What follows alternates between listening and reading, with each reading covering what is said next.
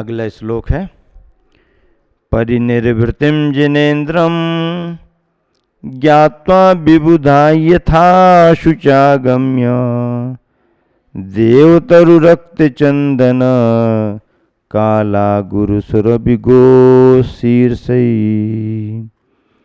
अग्नीन्द्राजिन देहम मुकुटानल सुरभिधूप बरमाल्यैहि अभ्यर्च गणधरानपि गताम दिवम खमच बन भवने।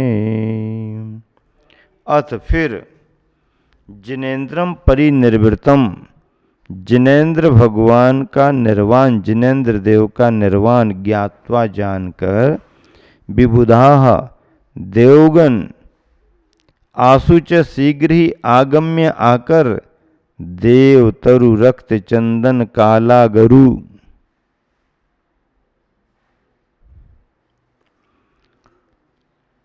देवदारु काला गरु सुरभिगो शीर्षि देवदारु लाल चंदन काला गरु धूप और सुगंधित गोशीर्ष चंदन से अग्निन्द्रात इंद्र की अग्नि से, अग्नि कुमार के देव आते हैं, इंद्र आते हैं, उनके मुकुटों की अग्नि से तथा मुकुटानल सुरभि धूप वरमाल्य ही मुकुट की अग्नि सुगंधित धूप और उत्तम मालाओं से जिन देहम जिनेन्द्र देव के शरीर की अभ्यर्च पूजा करके गणधरानपि गणधरों की भी पूजा करके दिवम खमच वन भवने गताः स्वर्ग आकाश वन तथा भवन में चले गए। कौन? देवगण इंद्रादिगण। सार संक्षेप क्या है?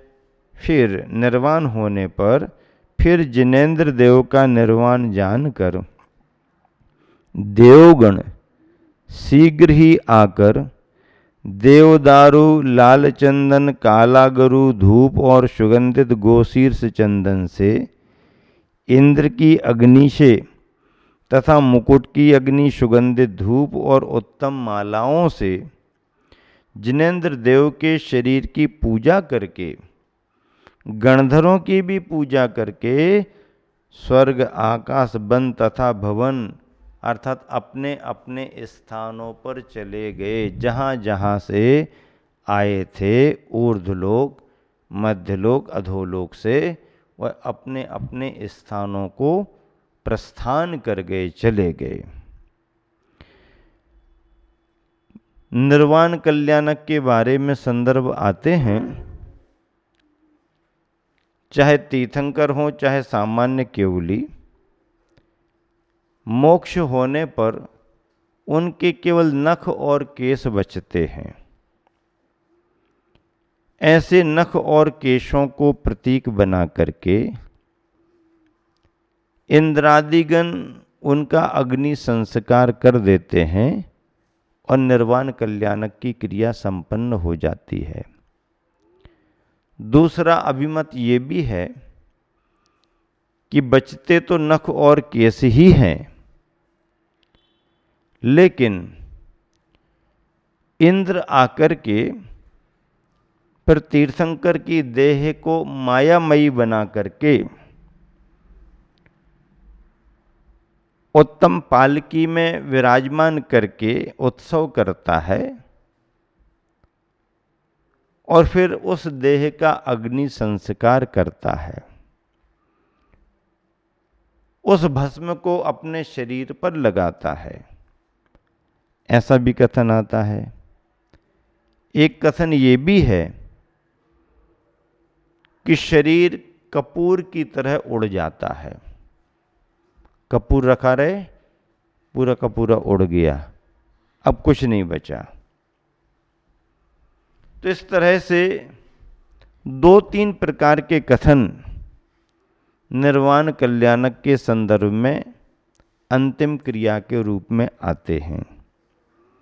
वर्तमान पंच कल्याणकों में प्रतिष्ठाचार्य इस रूप में ही दर्शाते हैं कि भगवान को मोक्ष हुआ,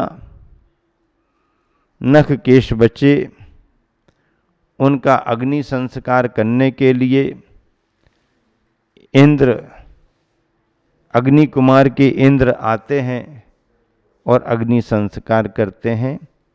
सौधर्मेंद्र निर्माण कल्याणक की पूजा करता है, उत्सव मनाता है। ये सभी संदर्भ समझने के योग्य हैं। उत्सव तो मनाया जाता है।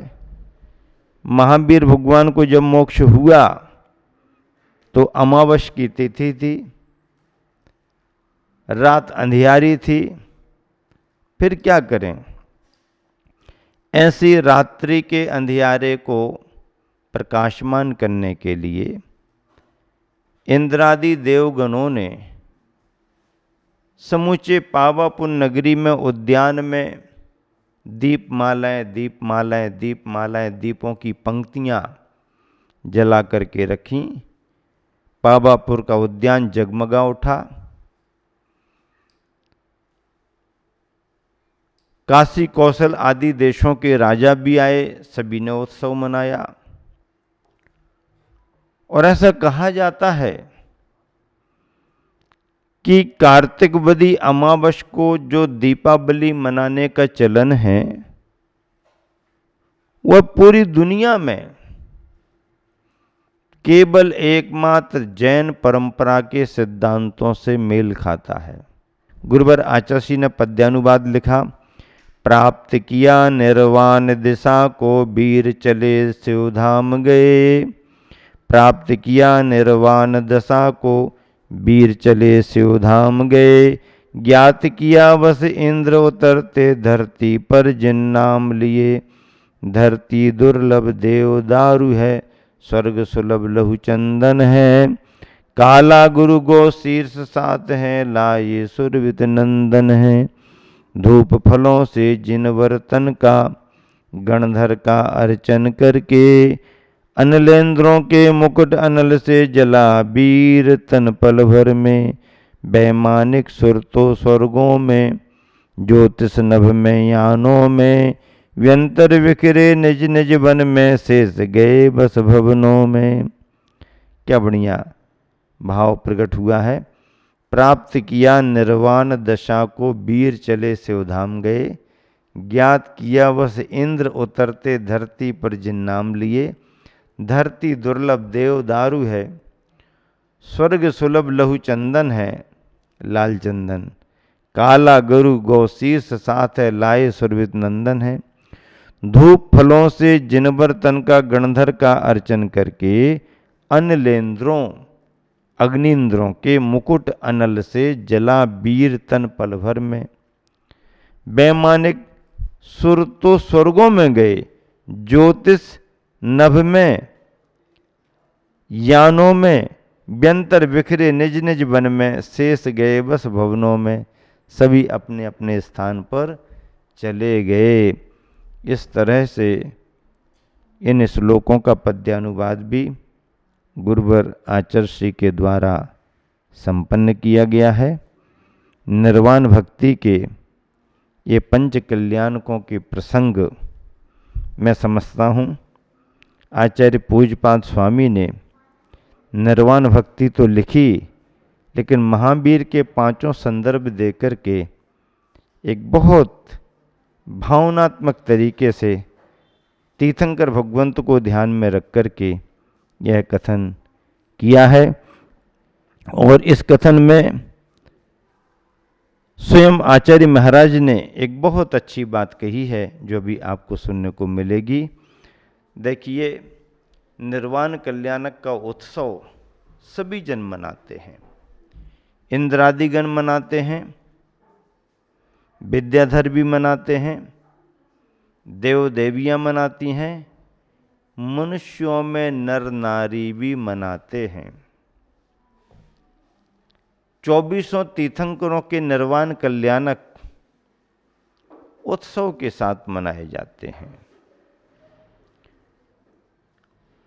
आदिनाथ भगवान का जब निर्वाण हुआ, भरत चक्रवर्ती फूट फूट करके रोने लगा, क्योंकि भरत चक्रवर्ती आदिनाथ भगवान के सम्मोषण छोड़ देने के बाद से आदिनाथ के साथ ही अष्टापद पर था। 14 दिन का योग निरोध काल रहा। 14 दिन तक 14 उपवास करके भरत चक्रवर्ती वहीं रहा, पूजा करता रहा, महामय पूजा करता रहा। और जब आदिनाथ भगवान को निर्वाण हुआ तो चक्रवर्ती फूट फूट करके रोने लगा। सौधर्मेंद्र ने चक्रवर्ती से कहा भरत से कि भरत, तुम्हें क्या तुम्हारे पिताश्री का निर्वाण अच्छा नहीं लगा, इसलिए तुम दुखी हो रहे हो? तो भरत चक्रवर्ती ने कहा कि भगवान निर्वाण को प्राप्त इस बात की तो मुझे खुशी है, पर दुख किस बात का हो रहा? तो कहा दुख इस बात का हो रहा है कि अब मुझे इस जीवन में दोबारा कोई तीर्थंकर नहीं मिलेंगे। जो तीर्थंकर का लाभ मैं लेता आ रहा था, वो लाभ अब मुझे इस जीवन में नहीं मिलेगा, क्योंकि चक्रवर्तियों के जीवन काल में ज़्यादा से ज़्यादा एक ही तीर्थंकर का योग बनेगा।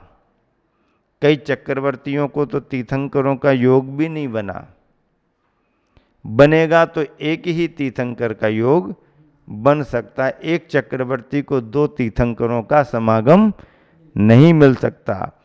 इस तरह से भाव विह्वल होकर के चक्रवर्ती ने अपने भाव प्रकट किए। तब सौधर्मेंद्र को लगा कि ये बात सच है,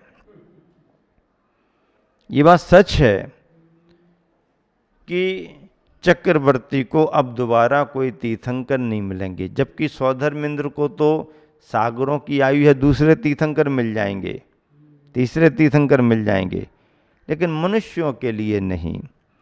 इस तरह से आदिनाथ भगवान का निर्वाण कल्याणक, सभी तीर्थंकरों के निर्वाण कल्याणक, महावीर भगवान के निर्वाण कल्याणक की चर्चा है। अंतिम श्लोक है, इत्येवं भगवती वर्धमान चंद्रे या स्तोत्रम पठति सुसंध्योर्द्योर्हि सोनंतम परम सुखम निर्देव लोके भुक्त्वान्तेषु पद्मक्षयम प्रयाति इति एवं भगवती वर्धमान चंद्रे। इस प्रकार भगवान वर्धमान रूप चंद्रमा के विषय में क्या कहा?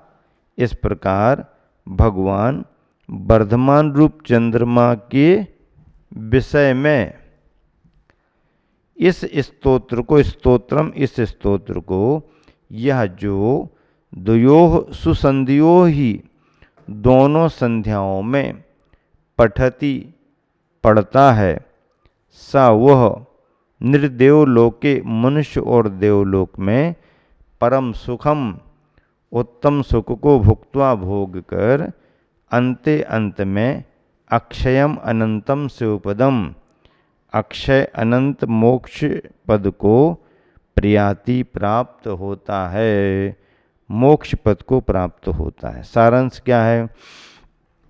इस प्रकार भगवान वर्धमान रूप चंद्रमा के विषय में, अब महावीर को चंद्रमा का एक विशेषण दे दिया, चंद्रमा की उपमा दे दी।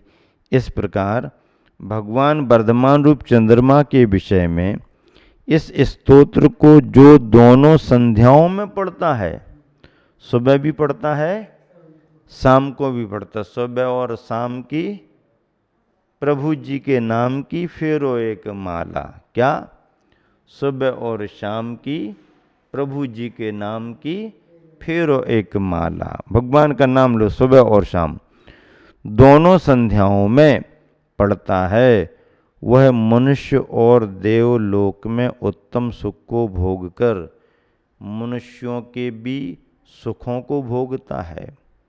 बड़े बड़े राजपद मिलते हैं, सम्मान मिलता है, यश कीर्ति फैलती है और सुखोपभोग की सामग्री मिलती है।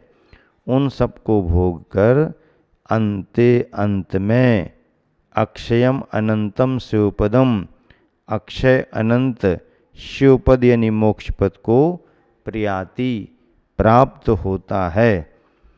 पद्यानुवाद भी गुरुवर आचार्य ने बहुत अच्छा किया।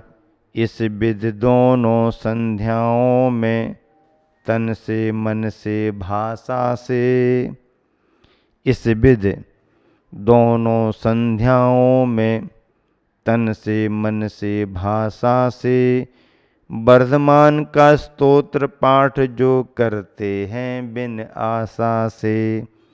इस विधि दोनों संध्याओं में तन से मन से भाषा से, वर्धमान का स्तोत्र पाठ जो करते हैं बिन आशा से। देवलोक में मनुजलोक में अनन्य दुर्लभ सुख पाते, देवलोक में मनुजलोक में अनन्य दुर्लभ सुख पाते, और अंत में शिवपद पाते किंतु लौट कर ना आते, और अंत में शिवपद पाते किंतु लौट कर ना आते। इस प्रकार से दोनों संध्याओं में तन से मन से भाषा से, मनसा वाचा कर्मणा, वर्धमान का स्तोत्र पाठ जो करते हैं, कैसे? बिन आशा से, हाँ, बिना किन्हीं आकांक्षाओं अपेक्षाओं के, तो वह क्या होता है?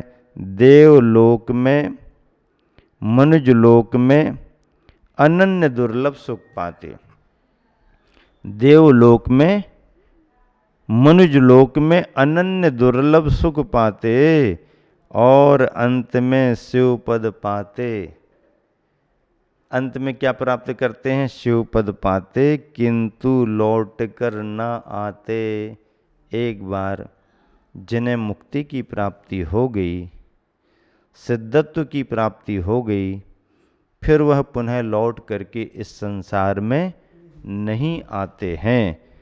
इस तरह से वर्धमान महावीर स्वामी के इन संदर्भों में यहाँ पर वर्धमान चंद्र के का स्तोत्र कहा, अर्थात एक तरह से देखा जाए तो पूज्यपाद स्वामी ने जो महावीर भगवान के पंच कल्याणकों के संदर्भ लिखे हैं, इसे पूज्यपाद स्वामी ने वर्धमान स्तोत्र कहा। निर्वाण भक्ति के प्रारंभिक 20 श्लोकों के लिए वर्धमान स्तोत्र कहा गया, और वर्धमान स्तोत्र के नाम से आप इसे पढ़ें। महावीर भगवान की जय।